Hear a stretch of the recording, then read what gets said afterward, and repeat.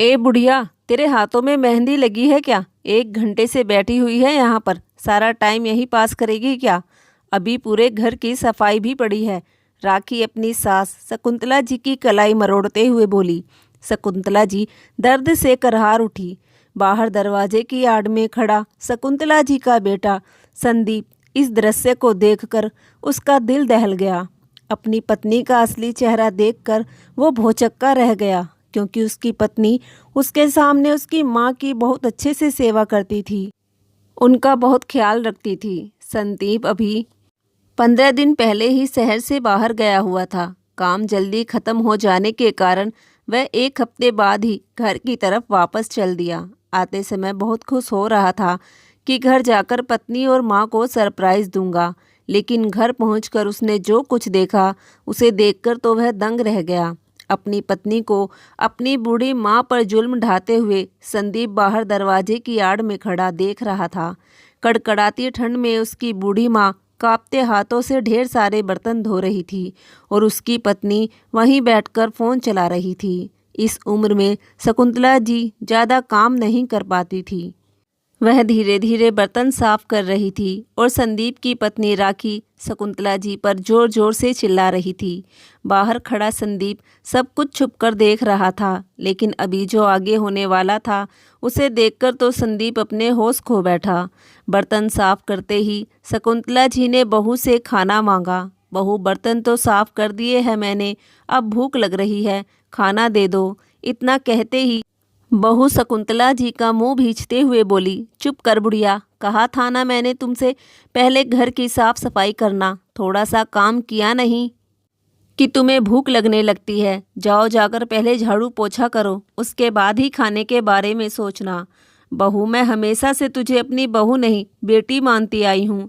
तू इतने अत्याचार मुझ पर क्यों कर रही है? सारा काम करवाने के बाद भी तू मुझे एक अन्न के दाने से भी तरसा देती है। इस बुढ़ापे में अब मुझसे और सहन नहीं होता। बुढ़िया, सहन नहीं होता तो क्यों पड़ी है यहाँ? जा यहाँ से, सड़क पर भीख मांगकर खा ले। राखी शकुंतला जी की तरफ आंखें निकालते हुए बोली।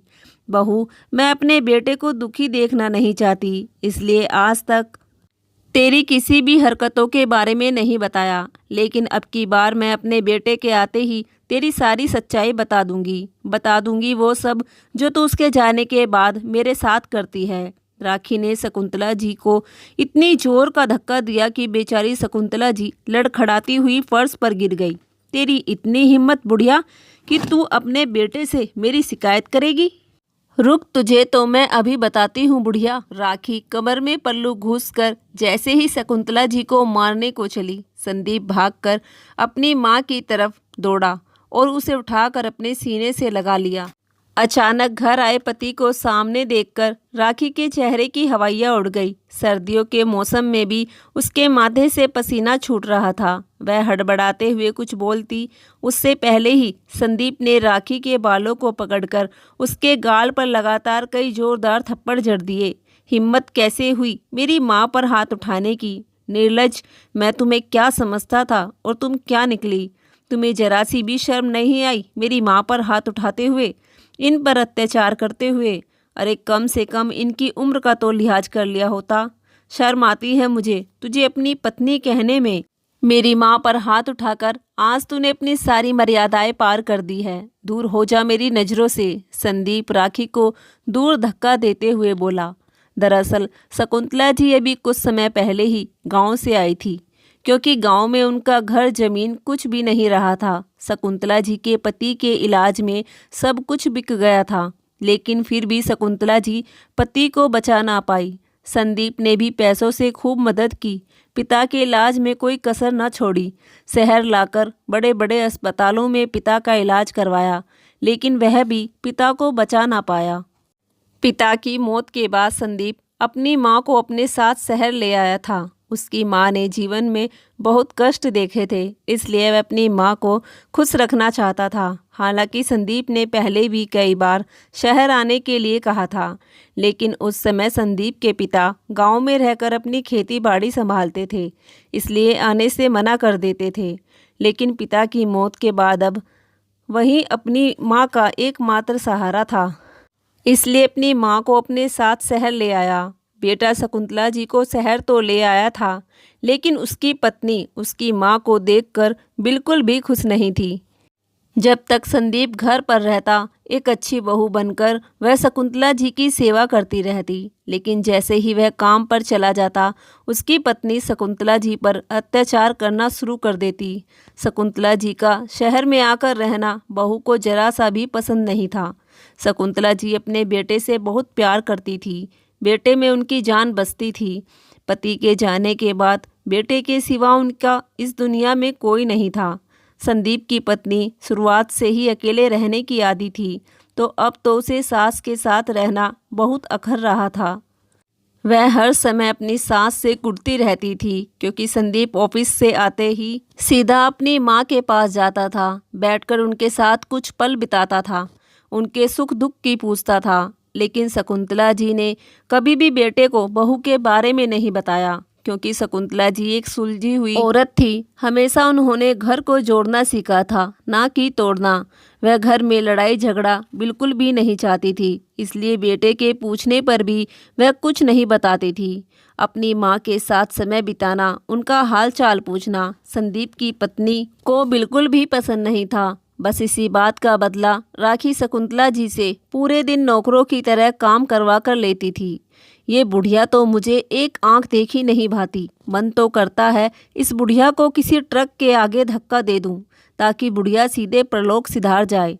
लेकिन इस बुढ़िया का श्रवण कुमार बेटा है ना, वो इसे मौत के मुंह से भी निकाल कर ले आएगा। पर मैं भी कम नहीं हूँ, इस बुढ़िया को इतना परेशान कर दूंगी कि या तो बुढ़िया आत्महत्या कर लेगी, या फिर एक दिन ये खुद ही घर छोड़कर चली जाएगी।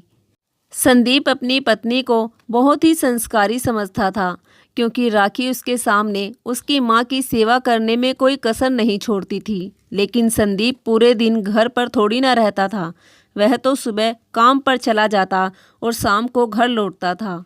एक दिन शकुंतला जी भूख से बहुत परेशान हो रही थी। राखी ने उन्हें खाने के लिए कुछ नहीं दिया था, बस एक बार सुबह चाय के साथ 2-4 बिस्किट देकर दोबारा राखी ने उनसे खाने के लिए नहीं पूछा। राखी ने शकुंतला जी से घर का सारा काम भी करवा लिया।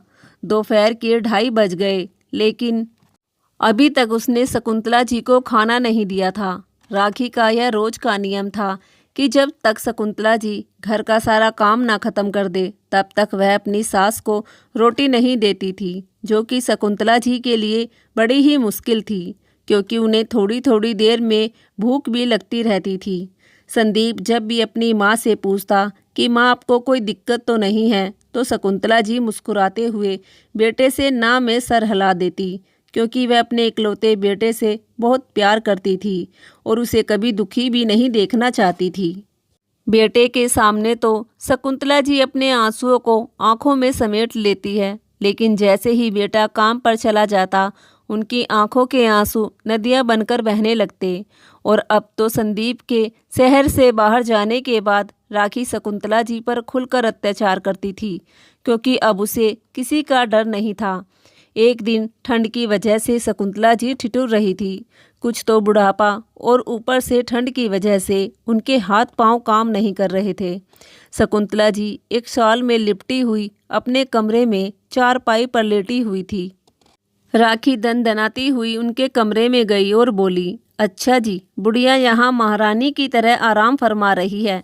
अब क्या तुम्हें रोज रोज घर का काम बताना होगा? राखी शकुंतला जी का हाथ पकड़कर बाहर आंगन में ले आई और बर्तनों की तरफ इशारा करते हुए बोली, बुढ़िया जल्दी से सारे बर्तन साफ कर दे, अभी बाकी का काम पड़ा है, वह भी निपटाना है। ठंड से सिकुड़ती हुई शकुंतला जी ने कांपते हाथों से ढेर सारे बर्तन धोकर रख दिए। बाहर दरवाजे की आड़ में खड़ा संदीप अपनी पत्नी का असली चेहरा देखकर दंग रह गया। जब शकुंतला जी ने बहू से खाना मांगा तो राखी शकुंतला जी पर चिल्लाने लगी, बुढ़िया सारा काम खत्म हुआ नहीं कि तुझे भूख लगने लगी। शकुंतला जी बोली, बहू आज तक मैंने अपने बेटे से कुछ नहीं बताया, लेकिन अब मैं चुप नहीं रहूंगी, आते ही अपने बेटे से सब कुछ बता दूंगी। इतना सुनते ही राखी शकुंतला जी को धक्का देते हुए बोली, तेरी इतनी हिम्मत बुढ़िया कि तू अपने बेटे से मेरी शिकायत करेगी?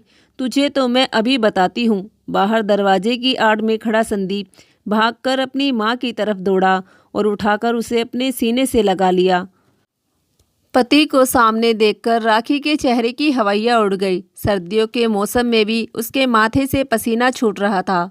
वह हड़बड़ाते हुए कुछ बोलती उससे पहले ही संदीप ने राखी के बालों को पकड़कर उसके गाल पर लगातार कई जोरदार थप्पड़ जड़ दिए। हिम्मत कैसे हुई मेरी माँ पर हाथ उठाने की? निर्लज, मैं तुम्हें क्या समझता था और तुम क्या निकली? तुम्हें जरा सी भी शर्म नहीं आई मेरी माँ पर हाथ उठाते हुए, इन पर अत्याचार करते हुए? अरे कम से कम इनकी उम्र का तो लिहाज कर लिया होता। शर्म आती है मुझे तुझे अपनी पत्नी कहने में भी।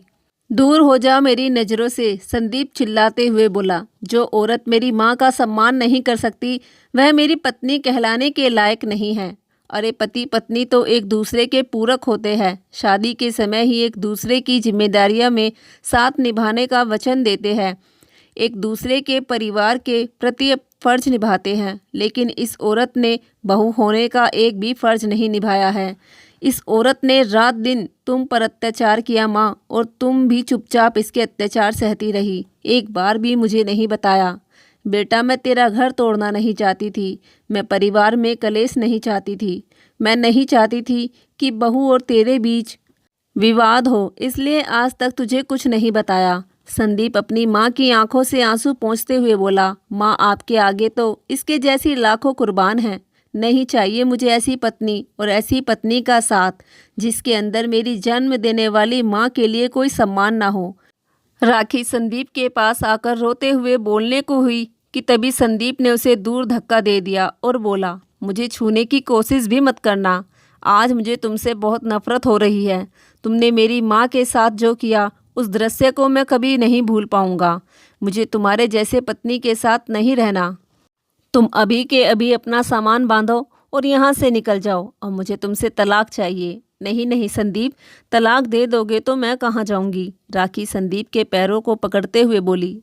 बस एक बार मुझे माफ़ कर दो। संदीप गुस्से में बोला। नहीं, मैं तुम्हें कभी माफ़ नहीं करूँगा। सब कुछ बर्दाश्त है, लेकिन अपनी माँ का अपमान मुझे बिल्कुल भी बर्दाश्त नहीं, और मैं तुम्हें एक मौका देकर दोबारा वही गलती नहीं करना चाहता।